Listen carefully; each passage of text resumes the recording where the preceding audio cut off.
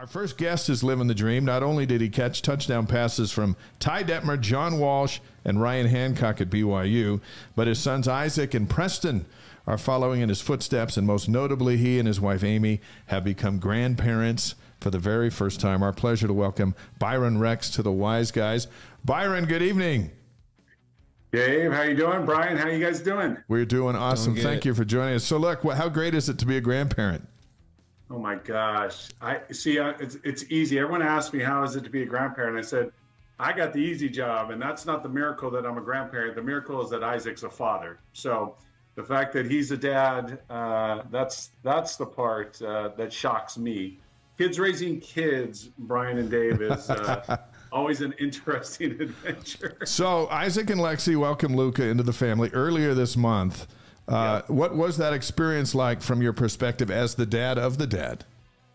Well, as the dad of the dad, nothing to make you feel older than going to an alumni game on a Friday and then having a grandchild on a Tuesday. So between those two things, I have never felt older. I had no business. I was watching Brian do his thing on defense, and I was going nowhere near Brian on the other Royal team. I was Royal, I guess. Shows you how much I played. And Navy was Brian's team. So, yeah, that'll make you feel old, Dave. I know you got a few grandkids of your own, but they're the best. Yeah, it's awesome. Awesome. Once they start acting like they like you more than their parents, it's the best for a grandpa. I can't wait. You know what?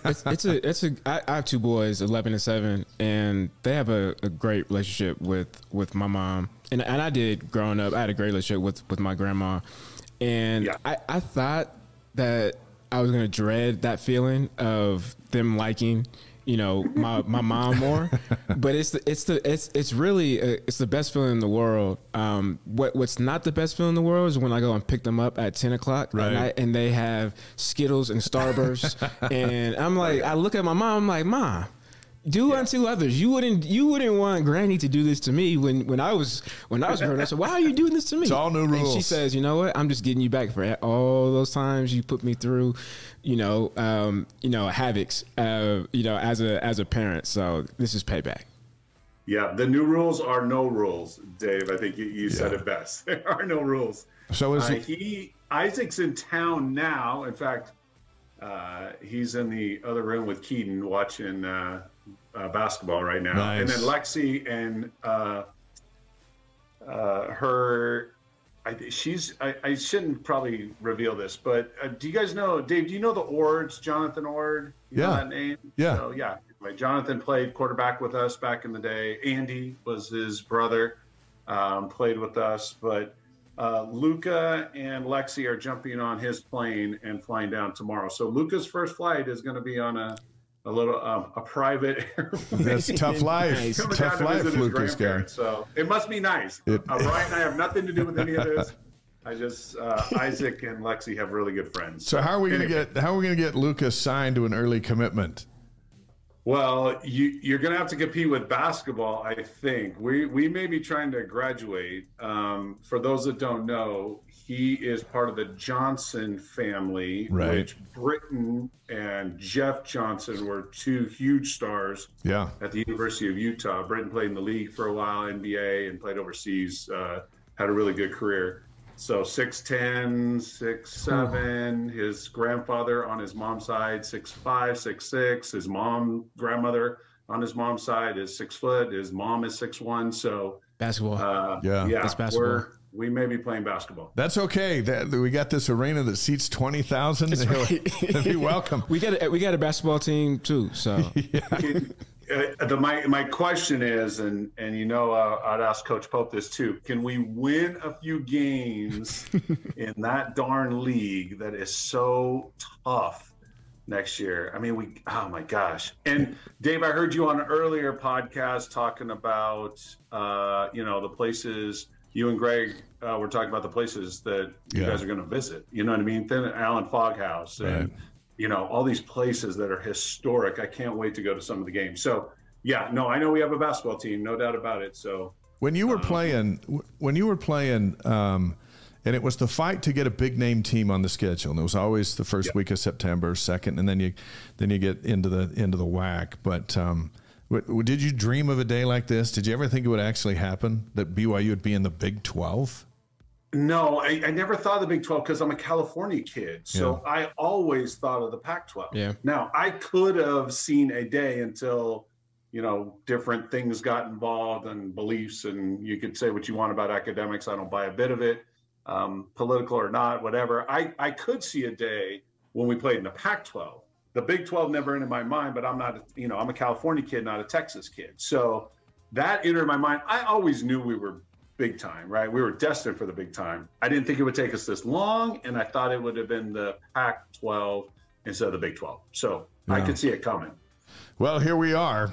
Byron Rex, former BYU tight end, father of current Cougars Isaac and Preston, on the Wise Guys tonight, live on YouTube, Facebook, Twitch, and wiseguys.com. I tweeted out a picture yesterday promoting our interview tonight of you and Isaac on that cart being taken off the field at the Coliseum Thanksgiving weekend 2021. Now, Isaac's 6'6", 21 career touchdowns. These have been rough last couple of seasons, starting with that ankle injury at the tail end. What was it like for the dad to ride on that cart off the field? Yeah, it's an interesting story. I've told it a few times, and now that we have, I can give you a few more of the details. So, Brian, you'll understand this, and Dave, with kids, you do anything to sort of protect your kids. And I'm raising boys. I don't have any girls. So Amy and I are raising boys. We also want them to be tough. We also want them to be, self-reliant and, do hard things and all this stuff. We raised them that way. But when you see like immediate, danger, like it's just human nature to go to it. So we were sitting on the end zone. I don't know. We were sitting on the opposite end zone. We were sitting on the USC side because there were no USC fans. You guys will remember. Right. We had 25 plus relatives all sitting together. We just found a section kind of in the upper tier where we could all just enjoy the game and enjoy each other's company. Well, I saw it and I that would look kind of weird. Was he in? Was he out? Because if you'll remember, he landed on the kind of on the goal line at the edge of the end zone. So I'm like, wait, someone's not getting up. And then I see people sort of moving, and then it flashes on the big screen. I'm like, as this was happening, I start making my way towards the aisle. My phone starts blowing up. The first person I see to call was John Beck. So I'm like, uh-oh, I better answer. And I knew John wasn't at the game because he was out of town. So John says, hey, Byron, it's really bad. And I'm walking kind of around, sort of the end zone, the other end zone, towards the other way. And he goes, Byron, it's really bad. I'm like, John, what's really bad? He goes, Isaac broke his ankle. And I'm like, oh, okay. I said, where are you? He said, I'm with Dak Prescott in Dallas. He goes, I'm watching it on TV. And I go, oh, okay. He goes, you probably should go down there. And as soon as he said, go down there, I said, thanks, John. I'll holler at you later. And I started, a steady jog at that point. Yeah. I came down. They were really gracious. They kind of looked at me, the aisle, the ushers. They weren't stopping me, by the way. I'm not that big a guy, but they saw the determination in my eyes. And I just hopped over the little chain link fence, went onto the field. Kalani was wonderful. Everyone was great. And I just said, hey, I'm here. And Isaac's like, Dad, what happened? I said, son, you're going to be all right. And, we carted him off and I jumped on the cart. So in the Coliseum. So they was down on the field for some time. And I believe they put an air cast over that area. And so you're there for that. In the biggest game of the year, everyone's still trying to figure out, is he going to be okay? And did he get a foot down? Right. Because it was back of the end zone. The team was playing really well. And does he look at you with the same eyes that he might have looked at you when he was a little boy and gotten hurt, and the dad's supposed to make everything okay? That's kind of how I envision something like that. I couldn't have described it any better. It took me back. It gets me emotional right now. It just takes you back to when, the first time he fell off the tree, out of the tree, or the first time he fell off a fence, or when he was down. And your first instinct is to hover and jump, and you do that when they're young. After a while, you're like, dude, brush it off, put some dirt in it, rub some dirt in it or whatever. But This one was more serious. It was that look of fear as much as it was pain. There was a lot of pain, obviously, but there was some fear, like, what just happened? You know what I mean? And your fear is, as a football player, we kind of raised the boys on football. Is it over? What does this mean? And automatically he goes to the future, when I'm just trying to bring him back to, like, hey, everything's gonna be all right. We're gonna fight this. Like, don't even worry about it. Let's just, take it one step at a time. And then we go into the tunnel, and the USC people were fantastic, by the way, absolutely fantastic. All of them, the doctors, everybody was helping. And they said, do you need us to get anyone? And I said, you know what? Get Tom and Brian Santiago and Tom Hummel, and have Tom, or I have Brian, bring us some oil. So for those that don't listen, that our LDS, we wanted to give them a blessing. And sure enough, they went out and came back in, and Brian and I did the blessing while Tom was kind of, holding people off for a minute. So yeah, it was awesome.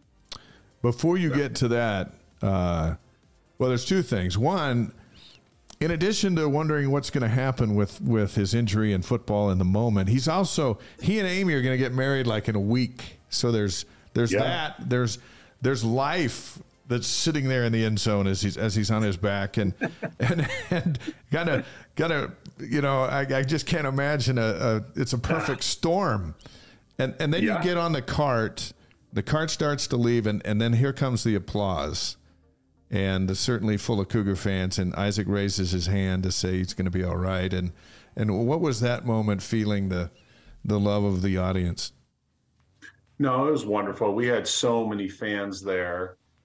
We had friends. I mean, we had people from, various wards that we were in, people that I knew growing up, people that you don't know they're even there, but it's our home. It's Southern California. I'm the oldest of 8, Brian and Dave. And so, like, we were all there. And then if they don't know me, then they know one of my brothers or sisters. I mean, we permeate sort of South Orange County to, the other side of LA. And, we've been here my whole, pretty much our whole life. We've lived in a couple other areas, but my family has. And so I got so many texts, like my phone's blowing up and text messages, but it was fantastic just knowing. And I've heard you guys talk on this podcast plenty of times, like, yeah, we travel well, right? And I'm doing my air quotes. We travel well, but we are everywhere, right? There's no traveling well. We are in Texas. We are going to be in Kansas, we are going to be in Florida, we are going to be in West Virginia, of all places, I mean, that's just, we are everywhere. And you felt that.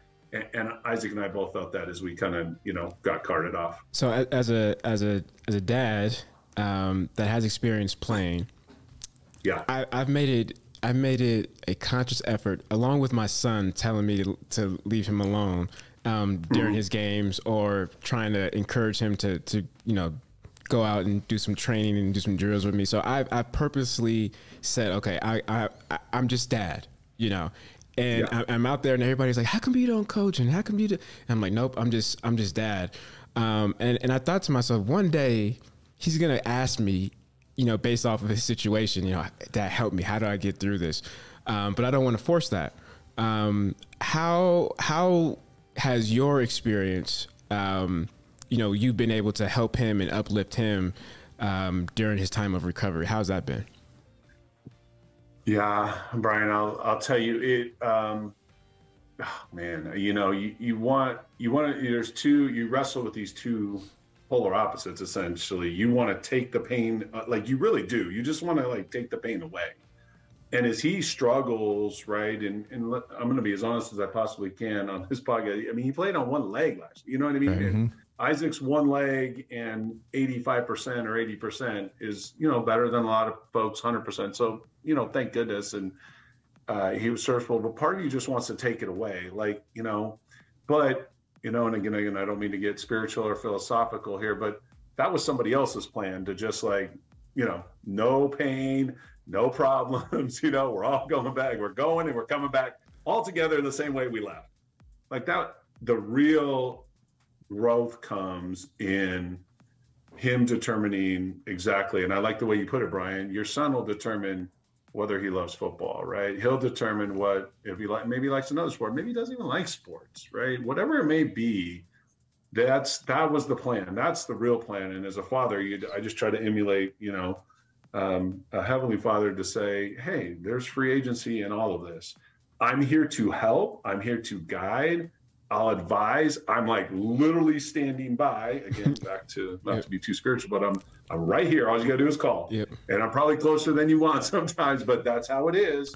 All you gotta do is call, and then and you'll figure it out, Brian. And one thing, and Dave, you understand this having kids as well. My dad gave me the best piece of advice my dad ever gave me on being whether you're coaching or not, or just being a dad or athletics. If you don't make it fun for them and something they want, like it'll just never be enjoyable. And my dad, looking back, I didn't know he had this philosophy, but he told it to me when Isaac was 7 or 8 and starting off and playing. He's like, hey, if you don't make it fun, he probably saw me coaching him too hard at one point. If you don't make it fun, they won't love it and they won't do it. And so whatever it is, right? You're going fishing and, go out to the best breakfast ever and, go see the best movie on the way home and all these little things my dad did to say, hey, I go fishing because that means that, like, I get a good meal and I get a good movie. So that's awesome. That's how you have to do it. So isn't it interesting the way life goes? Because you look hindsight for a moment and you go from that moment down in the end zone where Isaac's wondering if what's going on, and so the wedding was pushed back a little bit, rescheduled, and they got married. He's back playing football. He's heading toward a really healthy season. Just had a son. I mean, the greatest moments of his life weren't before that moment on the football field when you judge everything. Right. Dave, you say it really well. There's so, he now is at the play. Like you start thinking about it, he played with Zach, and he feels like an elder statesman. And I'm like, look, embrace this role. And Brian, this as a leader on the team, right? Like, hey, learn everything you can in this moment, because part of him, did he have more aspirational goals to maybe be at a different place right now at this time? Yeah, probably did. Is that life where, just like you said, Dave, it'll throw you a curveball, but all the good things are ahead. And there are so many reasons and blessings. Lexi's family lives in Murray. They're fantastic. Yeah. They're right there at a beck's call. They're young parents, right? Yeah. And there's a reason that you're where you are and the lessons you're going to learn from this and all the good things that are ahead. And we see the good now, and it doesn't take very long. All you do is count your blessings every day. And you're like, oh, there's a reason I'm still here. Yeah. And, there's a reason I'm where I'm supposed to be. I'm here and doing this. And so we've just counted the blessings. There's so many of them. He's where he's supposed to be, exactly where he's supposed to be. Now, we've asked Isaac this question. We've asked Kalani this question. We've asked Aaron Roderick this question. Now we're going to ask the dad this question. And then we'll move on to some other things, because this interview is really about you, not just your kids. The projection for his ankle and its health for September 2nd, what is it? Very optimistic and good. So today, I'll give you an example. So this morning, I'm going to get all the guys. I'm going to miss somebody, but I know I'm going to screw this up. So Keaton's staying upstairs. He's staying here with Isaac. They're training. Isaac, Parker Kingston, who else? Chase was here. Cody down there? Didn't come today. Okay. They went to train with Austin Colley and Dennis Pitta. Nice. So they were on this side. The other side was, tell me our backup quarterback's name, the junior college kid. Retzlaff? Yes. So BYU, this is coming from him, BYU. He said that. Yeah, I know. He's been saying that. We're good. Yes, I didn't want to say that, but we know what we're talking. So Retzlaff and Keaton were on this side training with John Beck. And I'm there sort of like getting in the way, whatever I'm doing. So you maybe have a load of BYU alumni, and Isaac is running fantastic. He's doing well. And after it's sore as it normally would be. I think most people know this, but if you don't, he had a surgery to clean it up in December. Yeah. So we're 120 some days out of surgery. I didn't know that. I didn't know. Yeah. It's like, wow. So he had a second one to clean it up, bone fragments, scar tissue, hardware out. So hardware was in, so hardware out. So the point is everything feels much better, Dave. Yeah. We were very optimistic this time last year. We are light years of where we were last year at this time. And so, there's going to have to be some prayers and, some luck involved in all of it too, which we're not afraid to do. But yes, it is very much on track to be way better on September 2nd than it was even the last time you saw him play against, essentially Stanford, where he had a couple touchdowns and, was ready to go. Who's feeding all those guys? Are you feeding all those guys down there? Well, the Traeger is doing wonders for us. So it's on constant roll. Yeah, no, they're so awesome, and it's just great to have them. We've done it for years. You've seen the pictures, probably. Sure. Dave, you haven't. I'll send you a couple, but it's awesome. We had all the folks from last year. It started with Zach and COVID, and San Clemente is a really good place to be. John Beck doesn't hurt that he's right down the street from us, and so we just say, hey, bring them all. Jaron brought them all last year, and Kibo and the whole, they'll all come again this summer. And Aaron knows to send them down, and we have a couple of recruits. I don't know if I said it, but they're just friends of our family that may or may not be with BYU that come. So there's a BYU South or BYU San Clemente is alive and well. And they're your house. You're the hub of BYU San Clemente. They're out by the pool getting sun because I haven't seen it for 3 or 4 months up there. No, send it up. We're not even seeing it today. Hey, so Preston is back from his church mission. Is he going out and lining up against his brother and his teammates during their trainings? Isaac? Yeah. Preston doesn't back down now. and Brian, you know this well. My dad's 6'5", 6'5.5". My mom's 5'3". Okay, and we are everywhere in between on all of us. Isaac obviously got all my dad's height. Preston did not get that. So we say this a lot in our home. Isaac has to prove he can't play football when he walks in the door because of the eye test. And Brian, you know this well. Yep. When you walk through the door, when I walk through the door, when Preston walks through the door, we got to prove we can play football. And Preston plays with that kind of edge and always has. In fact, we were in the office with Kalani, after the spring game. And Kalani, here's this quote about Preston. He's like, he's a 15-yard late hit waiting to happen on every play. That's pretty accurate right there. Nice. He leads, he probably shouldn't, but he leads with that hat, and he's an old school safety, and he's tough. He played both sides of the ball growing up, but yeah, Preston, anyone will tell you, and Gavin's been a great coach for him, by the way. I mean, obviously Jay Hill runs the room, but Gavin, I know we don't have Blaine on, but please tell Blaine, Dave, that Coach Gavin, Coach Fowler is heaven sent for Preston. He loves him. Fantastic. Really loves him. So. ESPN's Big 12 Football Power Index ranks the Cougars 13th in the Big 12 ahead of Kansas. But behind everybody else, they list 7 Big 12 schools in the top 30. What do you think about that? Where would you rank the Cougars going into their debut season?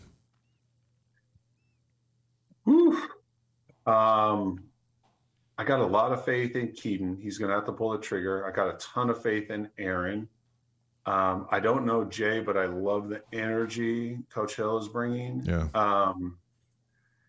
Part of me wishes he was a newer coordinator. And what I mean by that is, and both you guys know this, and Brian, you know it well, they'll watch all of Weber State's film from the last 2 years, and they'll understand what he's trying to run. Yep. I'm hoping that we're doing it maybe with a little bit, I'm not saying a higher caliber athlete, but maybe execute it with a little more precision. It's still the first year, so mistakes, it's very integral defense. I don't worry about our defensive line, but I know we want to bring pressure. Do we have the personnel today to do that, especially off the edge? I think our first couple corners are ready to guard in the Big 12. Do we have a third? Do we have a fourth corner?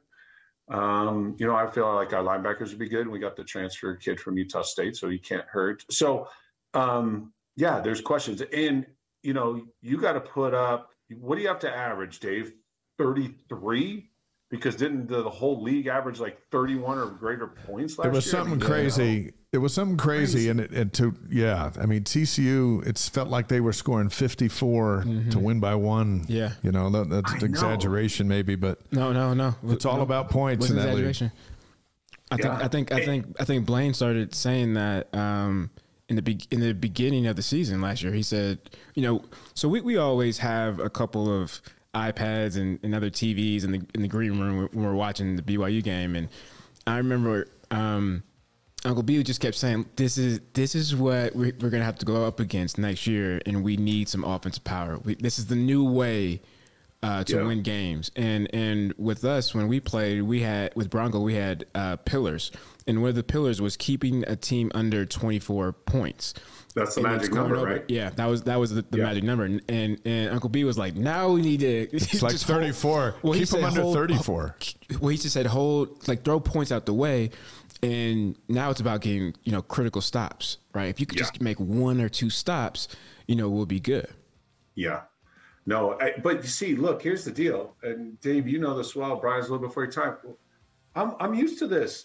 I was in that 52-52 shootout with San Diego State, and I heard you guys talking to Hans the other day and talking about, President Hinckley had talked to them before whatever game, Lavelle's last game or whatever. I don't know the whole story, but President Hinckley's in the San Diego State locker room before the game and says, "Hey, if we win this game, there's like $1 million on the line." And back then, $1 million was worth a little more. And I remember thinking, is he really talking about money right now? Like President Hinckley? He's like, we don't care about the money, but it would be nice to have the money. We're trying to win a WAC championship, and I'm like, well, and I'm an offensive guy, and I loved our defense. All of our guys were great. Derwin Dewey was like one of my favorites as a captain of the defense.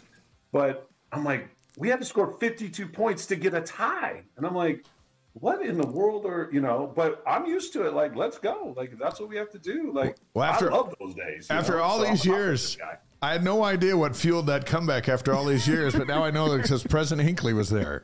It makes perfect sense. Pre-game in the locker room, and we won them. I don't know if it was, I think because we were going to a better bowl that paid, did we go to the Holiday Bowl? Was that, wait, hold on, let me get this right. Holiday Bowl against Iowa, right? Isn't that the same year? Yeah. Okay. So whatever bowl, if we lost, we were still going to go to a bowl game. I'm going to make one up. Aloha Bowl, Freedom Bowl, whatever, bowl there was at the time. We were still we were guaranteed a bowl. But if we went to, and I didn't know anything about a tie. I don't think President Hinckley knew anything about a tie either. But if we won the game, we were going to the Iowa we were playing the Holiday Bowl, which was $1 million more than whatever the next bowl was. And so that was the talk, and I was like, "Hey, he knew." President Hinckley knew his stuff.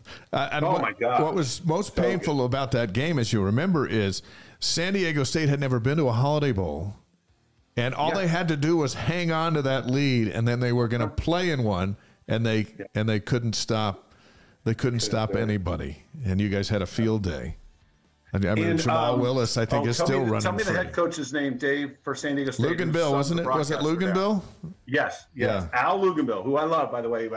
He coached us in a Japan Bowl later that season, an All-Star game. But Al was awesome. But I remember him pacing, Dave, just up and down and up. I mean, they didn't have the counters back then, Brian, but you had your iWatch counter, like thousands and thousands of steps, tens of thousands of steps. They'd be in by he'd have his steps by halftime. Yeah, it was awesome. Byron Rex on the Wise Guys tonight. Played at BYU in 1986, served a church mission to the Dominican Republic, and then returned to the field between 1989 and 1992. Caught 86 passes for 1,223 yards and 7 touchdowns. But let's go back to October 26, 1991. BYU, New Mexico, first quarter. You catch your first touchdown from Heisman Trophy winner Ty Detmer. It's 3 yards out, but it goes for 6 points. What do you remember? I remember being surprised I caught it. It was kind of entrapping. I caught it all, I'm doing this on, I don't know, but awkwardly. And I'm like, that was the most awkward catch I've ever caught in my whole life. And I came down with it and I was like, I'm in the end zone. This is fantastic. This is the best thing that's ever happened to me. Look, I grew up watching, Brian, what tight end is number 95? That guy must be so far down on the roster, right? To be number 95. I would think he's a loser. Thank you for like confirming that. But and I wish Blaine was on too, just because Dave, tell me he was on this. What year was it? Give me the year. Steve Young to Gordon Hudson in the Rose Bowl, 82 when we beat them down there. Yeah, I'm thinking it was 82. Was it 82? That sounds a little bit. Yeah, that sounds right. That would have been his 14-year-old Brian, who doesn't know much, but knows that I had some people, cousins, right? My mom's Polynesian, so some cousins that played at BYU. But like, we didn't have a TV. Well, I didn't have a TV. My dad didn't like TV, so I didn't have a TV growing up. So I didn't see the Miracle Bowl, although I've seen highlights since. But my dad says, hey, we're taking the kids. It was probably a young men's activity, Dave, and we're going to the BYU football game. And all I see is this massive number 95, Gordon Hudson, going over the middle, and Steve Young just like it seemed like every play went to him. And I was like, oh my God. I dreamed of it from that moment on. We were related to the Anais, right? So sort of that North Shore cousin thing. So Robert was on that team. And I don't know if you remember Matt, his little brother, Dave, but Matt played for a couple years at BYU, who we loved. And he had stayed with us a summer at our home and kind of that Polynesian way, but we loved Matt and Robert. And I like, it was a dream from that moment, Dave, to the time I caught that first touchdown pass. Like, it was a dream. Can I even play at this school? And look, guys, let's be honest. I'm a 6'1" tight end. Like, really, come on. Like, that's back when 6'1" was big. Yeah, that's true. Yeah, well, that's true. It was not big in 1992 or 91. It might have been in 71 or 60. Remember, Lavelle played offensive line. Yeah. And I mean, this is my favorite. So there's Chris Smith, then there's Itula Mealy, there's Chad Lewis, and like, I'm kind of stuck in there in between some of there. I'm like, which one of these is not like the others? So Brian, I'm telling you, I walked in the same room and like, hey, okay, I may not be the biggest guy, I may not be the fastest, but I used to love Steve Kafusi. He was one of my favorite people. He was a senior when I was a little peon freshman. And, I'm sitting there on a scout team blocking him all day and he's laughing, I'm sure, I'm 210 pounds or whatever. But, years later when he was recruiting Isaac, he's like, I always remember your toughness. And I'm sure he was just saying that, but I just wanted to be a player. That's all. I didn't know what else to do. I just wanted to be a player. Yeah, absolutely. I think when you know that you're shorter, you're smaller, you're slower. You don't walk into the situation with that in your mind. You're just more fierce. You know what I mean? You already know that about yourself, and so that chip is on your shoulder. 24/7. I wish I would have had that chip on my shoulder during the alumni game. Because I took my foot off the gas, and I remember you were horsing around the whole time. My cousin Joe Sampson was like, this is when I knew it was bad for me, was when he said, B, you can't go halfway to break up a pass breakup. Now he said another word that I can't use on this because trying to keep it PG. Thank you, Brian. But he did use an aggressive word, and when he said that to me, my whole world shifted, and I was like, oh, I shouldn't be out here right now, And what saved me, and I was mic'd up, so people that follow me on social media can kind of see, BYU TV and Sports Nation doing this. I saw it. I was mic'd up, and halftime, Ty Detmer says, man, you still got it, man. You almost picked off my ball. And I was like, what? Me? Oh, I'm not playing for the rest of the game. I'm done. That was the validation that I needed right there. And especially, coming into the program, 2009, that's when I became a BYU fan. So it took me a while to learn. I always watched Steve Young because I grew up in the Bay Area and always went to 49er games. But it took me a little bit to learn some of the legends, right? Like Ty. Mm-hmm. And so what great confirmation and validation and excuse for me to leave. Yeah, nice. But how was playing with a legend, like Ty? Oh my gosh. Well, first I got to tell my alumni story, right? So I have no business being out there, but the kids are playing and, whatever. So, and Jack calls Demooney and says, you got to play. And I'm like, yeah, whatever. And then Chris Smith was playing. I'm like, okay, I'm younger than him. So whatever. I'll just come out. I played like 2 plays, right? I knew my place at least. But the funny part is Ty Detmer, and he has to come back. I told him he has to come back, but you can't, because he can't end like that, right? No, he can't end on that interception. Right. But the Iowa game, Dave, you'll remember this. Oh, yeah. His career at BYU ends on an interception. And people won't forget this part, but that 6'1" tight end that was running an over route, who, by the way, was double teamed, Brian, just so you know. So, Ty, if you're listening right now, I'm not saying, it shouldn't have gone to me. I appreciate the faith in me. But when you're double teamed, you're not really expecting the ball. You can see it all on film. It's all right there. I'm running this over route. And if I'm 6'2", maybe 6'3", I come down with that thing, tips off the top of my finger, and goes into the end zone, literally off the top of my fingers. It goes in the end zone for just a soft little, give me pick to end the 13-13 time. Here's what I saw. Talk about the missed kicks and all this stuff. But I told Ty he had to give back the Heisman Trophy. He has to give back the Heisman Trophy based on those 2 things. Like, you can't just you can't do this on business. But here's what I saw on that play. I was on the 10-yard line. I was the sideline reporter. So my vantage point was there was where he threw it, but Peter Tuipulotu was wide open down below, I guess to the left of you. If it had just gone one more check down, that there was a touchdown waiting. But even Ty admits, he goes, I just forced it in there and as soon as I let go of it, I thought, oh no. And the game ended in a 13-13 he said, tie. oh no, because then he figured it was me. He probably thought he was throwing it to Peter. He was like, oh yeah, I got a shot. Oh yeah, oh, I let this go. Oh no, that's Byron. Oh no. So I'm sure that was the next thing. Oh no, that's Byron. Like, you forgot the second part. What kind of things would Ty say in your huddle? What was some fun stuff?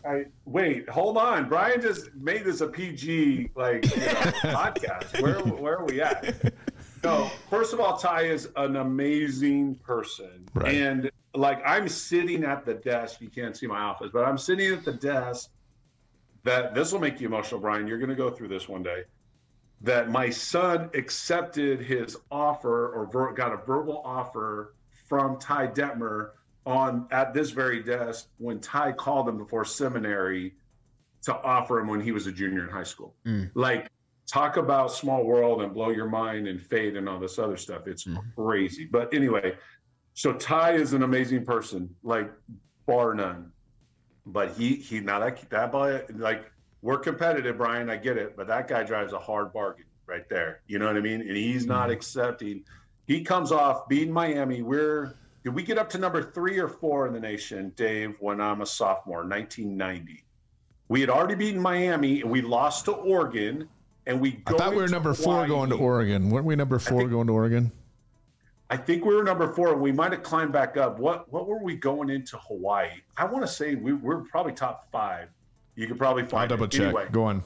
So going into Hawaii, Ty, the day he wins the Heisman. Okay.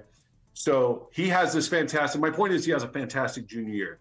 He comes back, and it's Byron Rex, downgrade from Chris Smith, Eric Drage, who I love, but there was Matt Bellini, and there was he was loaded everywhere. Andy Boyce had a really fantastic year. But he went from unbelievable supporting cast his junior year to all rooks. We were all first-time starters. We were all juniors and sophomores, and he was so patient with us until what's coming next, until he wasn't. And it didn't take long. We're playing UCLA.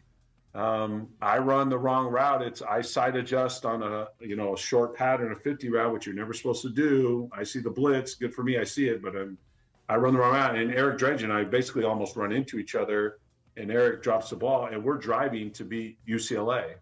Now, granted, we just lost to Florida State. Mm-hmm. Penn State. It was top 10 for sure that year. UCLA, good program. We're on our way to Penn State to getting blasted. We're 0-3, and Ty is just returning Heisman Trophy winner, Ty Detmer, just trying to shepherd all of us. We finally put it together and go on a really good run the middle of that season to we were close to the top 25. I think we lost. We tied Iowa, which Iowa was a top 15 team for sure. I think we were top 25. We ended up in a tie. And so that part I love about Ty. Super, super dedicated, unbelievably smart. Forget the physical stuff. Like, we all know that. Just understood everything, but so patient with a lot of us guys that were not at his standard that he had been used to dealing with those 2 years leading up to there. And he stayed to, sort of deal with us yahoos, playing the different positions. So he told me he was a better quarterback the year after the Heisman. He was a better quarterback. Didn't have a better season, but he thought his performance with what he had to work with. There you go. Now we're talking, Brian. He was a better quarterback that year because of just what you explained. That a lot of the guns were gone. Anchors hanging, ball and chains hanging around his legs. So look, here's what I want to know: when you drop a pass, now you're going back to the huddle. Now tell us, that whole thing was a setup for. Tell us about the real Ty in the huddle after you've dropped one of his passes. Well, so here's the deal. People were like, "Oh, you had such great hands. You had such great hands." No, I didn't. The ball, you just turn around and the thing would just kind of feathery float into your hands. It was never a question. He knew where he was going every time. And by the way, Brian, I saw this on the first couple throws at the alumni game. It's like the dude never left. He throws a sail route in this zone that you guys are running. I'm like, I've seen that thousands of times in my life. It never left, that guy. And he's just back there oh, I know what they're running, cover 2, cover 3, whatever, cover 1, and I'm just picking this thing apart. And he started picking on the linebackers because that guy I was like, gosh, this guy is something special. But when you would come back, there was this kind of he was so good about, especially in the beginning of the year. Now, he got more demanding as time went on, but at the beginning of the year, he was especially he wasn't apologizing to, don't get me wrong, but he would say if it was his bad, he would say my bad. But other times he would give this kind of this weird, I don't know if you can see it on TV, but he gave this clap come on. And you knew as soon as that game, you just didn't want to let the guy down. Now, the UCLA thing was a different story. That was a mental mistake. And I mean, you can see him. I didn't have to get back to the huddle because I had no business. It was 4th down. Yeah. I wasn't going back to the huddle. I knew better, Dave. I was going nowhere near that huddle. I was running the sideline. Well, guess what? He wasn't letting me get away with that. He was hunting me down, and he is in my face. We don't side adjust on that, da da da. And I was like, oh man. And I literally just dropped. It was a 2-minute drive. We probably had 4 minutes left, and defense wasn't. Well, anyway, I just did it wrong, but. I was so disappointed in myself at that time. And it wasn't Ty, but I just didn't want to let him, nor the team or Norm. Coach Chow was one of my favorites. I just didn't want to let anyone down, and I felt like I did. And that's one that, you remember the good times, but you also remember the bad times. But yeah, Ty wasn't afraid to tell you like it was and give a few choice words out there. Never afraid to do that. I almost wonder what makes successful teams is having a quarterback like that. Because I've been on teams where the quarterback he's the leader. I think naturally by default, which I don't like a lot of times, but by default, the quarterback is just made the leader, right, and the captain. Yeah. But then they don't bring that fierce mentality and mindset with them. And what I mean by that is where you kind of get scared yourself. I no longer want to work hard for myself and my own selfish reasons. It's to not let you down. And I felt like that with Max Hall, and I wasn't even on offense, Yeah. And I'm like, man, this dude brings it every single day, every period, every practice period. This dude is jawing and talking smack to us, talking smack to his guys. And I almost feel like you need a quarterback like that. Tom Brady I think is a good example, right? Where he may not be the most animated, or as fierce as a Max, but when he has to be, he is, right? Oh yeah. And so I wanted to ask you that question: is do you think there's something to that where the quarterback has to be that type of personality? 100%, 100%. And you know, we've been lucky enough to be around some good quarterbacks. John trains at Golden West, which is, you know, about 30 minutes from us. My boys have caught, Preston was a receiver in high school. Isaac obviously was a tight end. We've caught for now, be careful now, we've caught for all the greats. Like you name it. Isaac's been with these guys and ran routes, you know. And you see it in what they're doing work. Like Matt Stafford, I saw it in him. I saw it in Matt Ryan when I was with Isaac. I saw it with Dak Prescott. I see it a lot with. I even saw it now. Jameis Winston is he's a barrel of laughs, joking, but when it's business time, he gets down. Yeah. He gets down, and he expects Isaac and Preston, these high school kids that are going to catch for him. Like, hey, we're going. And I watched James say, like, hey, let me get Isaac up there. Let me get Isaac up. Like, he wanted to get his work in with the tight ends, And so these guys, it's just naturally who they are. The great ones, it's who they are, And like Max is fantastic. Max came and visited Dennis. You guys know Dennis moved to town. So Dennis and I play hoops, and we're together. I love Dennis. Well, Max came to visit, and we just went to the old, to the Stake Center, and we're playing hoops. And I'm like, Max is full tilt now. And I'm like, holy cow, he's got these big broad shoulders now. He's like, looks like a bodybuilder out there, but he was downhill full speed. And he's like, oh yeah, I haven't played basketball for years. I'm like, wait, what? It wasn't, but he's athletic. Obviously that's the easiest part. By the way, I beat him a bunch of times. I'm sure you did. Yeah, I'm sure you did. So anyway, but it's just who he is. Like, it's inside, like it burns hot all the time. And I just think you can't have enough of those guys, right? And especially at the quarterback position. And you don't have to be animated. Like, I've watched Tom Brady undress guys now, but, I think he tried to hide it when he was younger, but it was always there. So, it's huge. It's huge. We'll be watching Keaton Slovis as he develops that chemistry and that feeling out there. Well, this guy's a next level communicator now. Yeah. He's a next level guy who he leads everybody who's come through this house, including my wife, my sisters. We had friends over last night. We're watching a Laker game, and we had a semi house full.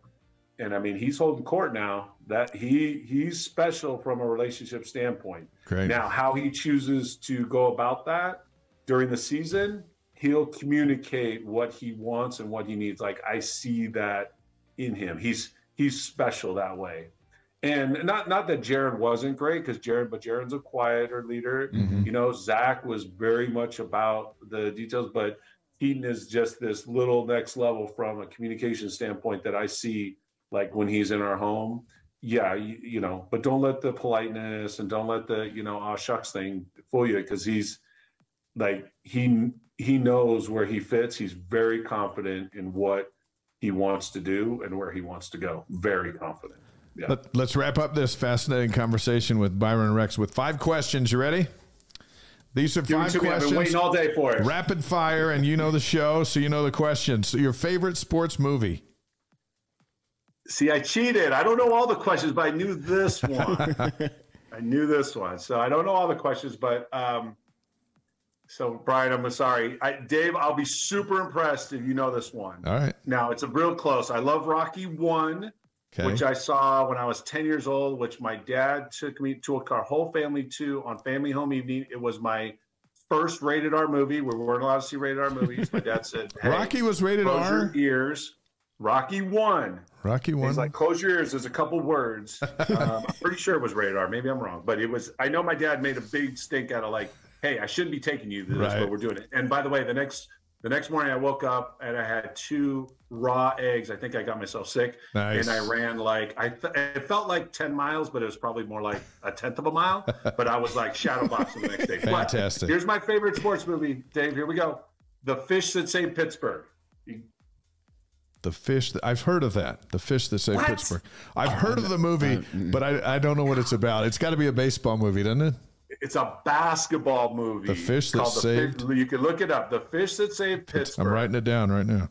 And I think Dr. J. I think it was Dr. J. Dr. J. I think is the star NBA guy. It wasn't Bugs Bunny or anything like that. It was no, Dr. it J. wasn't animated. It was just funny, and they take this array of this person from over here. I think there's a girl in the movie. She's called Swish, and there's this guy and that guy, and they bring it together. And whoever the coach is in the movie, wins whatever championship. So Okay. the fish that say Pittsburgh. Fish You will that not say get Pittsburgh. that again, Brian, on this show. I believe Nobody you're will say right. the fish that say Pittsburgh. That sounds like a Dr. believe Seuss. you're right. Like a Dr. Seuss title. Favorite Like I singer? said, look it up. You'll love it, Brian. I promise you. If you like, Oh, look, our guys have put up the There it is. They put up the movie. Julie Serving, Jonathan Winters, Meadowlark Lemon from the Globetrotters, Flip Wilson. You know what? Now that I have a visual, I'm intrigued. Hey, I had you at Dr. J, didn't I? I had you at Dr. J, Brian. Yep. All right, best Meadowlark Lemon. Who knew? favorite band or singer? Oh gosh. Okay, so I am way into I Am Tongi right now, right? From American Idol. Like I love him. Now I'm a slow jams, old school R&B type of guy. So Luther Vandross comes to like mind. Okay. I love Luther. Didn't who Luther else? sing One Shining Moment initially? Wasn't that his song? I think Luther he Vandross? did. I think yes. so. I think so. Yeah, but I love me some Luther. I love old R&B. The kids make fun of. We go in the garage. We lift weights to like slow jams. So anyway, All right, we're going with Luther on that. That's a good one. Favorite breakfast cereal? Oh man, These are tough. I like shredded Wheaties, but that shredded wheat. But that's like new school. Old school has got to be Captain Crunch. Captain Crunch. And I heard you talk to Beck about like getting the top of your mouth raw. Yeah. Did you remember that part? Oh, Like, yeah. That's when you know you love Captain Crunch. It's happened to all of us. I had Captain Crunch this morning. I'm not ashamed to admit it. No, I love Reese's. Captain You gotta try Reese's Puffs. You like Reese's? Candy Reese's? No, too like the milk. Like I like my chocolate milk like straight and thick, and it turns into like peanut buttery chocolate. Yeah. Okay. All right, two more. Favorite BYU moment. And we got Brandon Doman coming up next. Favorite BYU moment. I got to compete with Brandon now. Yeah. Well, I like watching Isaac score 12 touchdowns, and in that COVID year, I'll go with that. Yeah, that was like 12 moments all put into one moment, but that's what you're going literally with. 12 was like, touchdowns. Mike Wilson and I just sitting in empty stadiums, just taking all the leg room we possibly could, and just Wasn't that the most out of body experience? We're broadcasting games in empty stadiums. It's hard to believe that happened, but it did. We did that, right? We went to Houston. That was the first place. Remember we went down to Houston? Yeah. And we're down there, and we're like, this is awesome. They're letting people in the stadium, and we just sat there, and we were so mad we couldn't go to Boise. I was so mad I couldn't go to Boise, and Isaac had a phenomenal game. But yeah, I look back, it seems like a different age. That's what I swear. All right, your last one, number 5. Favorite game on BYU's 2023 schedule. Favorite game on the schedule coming up this fall. I'm intrigued by Arkansas. I'm intrigued by Oklahoma, and I'm intrigued by Texas. I'll go at home against Oklahoma. At home, November 18th against the Sooners. It might be cold. It would be perfect if it's a little chilly. Oh my gosh, yeah, that crisp air. Hope and it snows. please play at 8 p.m. Yes. We are so good at 8 p.m. That might be the first time Cougar fans have cheered for an 8 p.m. November game. Oh my gosh, I want them all at 8 p.m. To freeze out the Sooners. I want Arizona State. Look. I want Utah again. I want Baylor. I want to just run it back. Look. I hope it snows. I thought I'd never say this, but I hope it snows that game. I hope you play at 8. I hope it snows. Dude, hey, you guys are sitting in the cushy box. Like, stop with the snow thing. Like, no, we got to stop with that. Like, you're in a cushy box with, like, I know those nice BYU TV, like, real thick coats. Like, I'm sitting here coming from California with a sweatshirt. I know you're warm, Brian. I see you dressed up over there. You Listen, look good. the BYU store. I I'll say appreciate it. cold, no snow. I appreciate it. It's the makeup, but you know what? We do have real nice warm tech gear from Nike that BYU TV takes care of, and we have heaters too. So Here's what you have, Brian. You have the stuff they don't sell in California. That's what you got. And so I got to come to the game, and Brian's like, "Yeah, it's going to be great." No, Just you're come in up the to the- booth. I know the heater under the desk. Yep. I played the game before. Yep. I see how you guys work. Yep. And I got a couple of can't do blankets. snow. I got a couple of blankets that lay on me as well over my lap. I got a lot actually. And you're sitting on a nice one, so you look taller. I know the trick. Oh yeah. I see. I have a cushion that's like this big because I'm so much shorter than everybody else. There's some truth to what he's saying. It's keeping you warm. I know It that. is. Hey, we enjoy having you on the show. It's been a pleasure, and we want to have you on again. And we know so. Slovis and your son are just on the other side of the door watching a basketball game. I can go get whatever you want. They come in here and just jump on the camera. You're babysitting them tonight? I'm literally babysitting time. My wife went to go get baby diapers because Luca and Lexi are coming tomorrow. So it's boys like NBA night after we had a whole crew over here watching NBA last night. So that's awesome. Now, and hoops tomorrow night with the boys. This interview is about you. You tell those guys to stay in the other room. This is your time on our show. They're probably passed out. They got Austin and Dennis put them through. I've never read so many rounds. You're complaining already? Like, geez, Louise. So, those two, they put him through the ringer today, which I love. Good, those two are so fun. You know, and Austin injured himself trying to get ready for the alumni game. But he still went out there. He did it in our backyard. He did it over at Vista Hermosa Park. He was throwing. He was down visiting. He's throwing. I was out of town, so I wasn't there that night. But normally I'd been there. And I get a text from Dennis that goes, Austin's out. I'm like, out of what? He goes, oh, he injured his calf. I'm like, doing what? Like, what? We played basketball like last night. He's like, yeah, he was running a route full speed. I think he's out. I'm like, oh my gosh. And then, don't tell me all this. Well, I could tell you all the stuff he went through to get ready for the alumni game. So, I should have been there. I was there the night before. So it was fun. It was a fun game. We look forward to seeing you back on the field again next spring. No, I'm done. I retired. Brian, what do you mean you retired? Brian, don't go as long as Brian, I'm 55. Don't go as long as I did. Do not do it. I'm telling you right now. Listen, if Ty's back in the game, and we anticipate he will be back, we expect you to be back. No, you know what? We had breakfast the next morning with Max. This is the definition of Max. I know I'm going way over, but you're good. Max is setting the goal to come back for the alumni. Like, he's like, I'm going to be back. That's my goal. Wow. He's like, I want to ride my mountain bike and be back for the alumni game next year. That's my quarterback right there. I know, but that's your guy. That's my quarterback. If Max is going to play, I'm playing. Let's put it like that. There you go. And if Ty's playing, I'm not playing. How about that? If Ty's playing, you are playing. And we're going to hold you to it. No, I do better. There was too many good guys in street clothes that were way better than me, and I was wearing the uniform. So hey, we'll get you back on before the season starts, but we sure appreciate your time and have some fun watching the game tonight. Yep. And we'll send you the podcast too tomorrow. But the great Byron Rex. And don't throw yourself behind Chris Smith. You had some big touchdowns and you wore the jersey proud, and you had 2 games in Ty Detmer's Heisman Trophy year. You needed to win those games for him to win that trophy. Yeah, we did. No, it's I put in my fair share, but yeah, Chris was a good player now. I'm telling you, there's a lot of twos. That tight end room, Dave, you know it. That's quite the tight end room. So no, I love them all. I'm proud to be a part of the tradition, and I'm so proud that Isaac is a part of the tradition too. It's like, what a blessing. Huge. Thanks for being on the show, Byron. We'll talk to you soon. Thank you, guys. I'll talk to you soon. You got it. See you, Brian. Have a good one. The great Byron Rex with his father.